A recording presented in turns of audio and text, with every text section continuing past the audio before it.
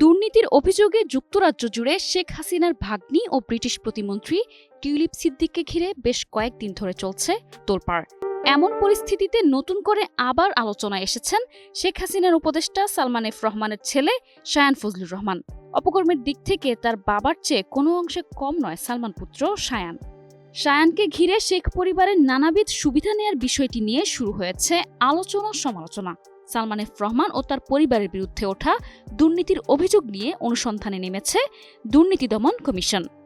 Bangladesh financial intelligence unit গত August মাসেই সালমান, তার ছেলে আহমেদ শায়ান ফজলুর রহমান এবং পুত্রবধূ সাজরেহ রহমানের ব্যাংক হিসাব জব্দ করেছে। শনিবার যুক্তরাজ্যের সংবাদ মাধ্যম ডেইলি মেইল এক প্রতিবেদনে জানিয়েছে, বাংলাদেশের ধনাঢ্য ব্যবসায়ী সালমান এফ রহমানের ছেলে আহমেদ শায়ান ব্রিটিশ মন্ত্রী টিউলিপ সিদ্দিকের পারিবারিক বন্ধু। ওই প্রতিবেদনে উল্লেখ করা হয়েছে, টিউলিপের খালা সাবেক প্রধানমন্ত্রী শেখ হাসিনা লন্ডন সফরের সময় শায়ানের 13 মিলিয়ন পাউন্ডের মূল্যের বাড়িতে বিনা ভাড়ায় অবস্থান করতেন। এছাড়া টিউলিপের মা শেখ রেহানা লন্ডনের গোল্ডার স্ক্রিনে যে বাড়িতে বিনা ভাড়ায় থাকেন, সেটিও শায়ান রহমানের নিয়ন্ত্রণাধীন একটি অফশোর কোম্পানির মালিকানায়।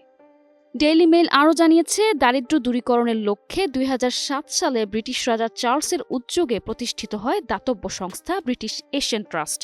মেঘনা গ্রুপ অফ ইন্ডাস্ট্রিজ, বাংলাদেশের অগ্রযাত্রায় মানুষের আস্থায়। শায়ান রহমান বর্তমানে এই সংস্থার উপদেষ্টা কাউন্সিলের চেয়ারম্যান হিসেবে দায়িত্ব পালন করছেন।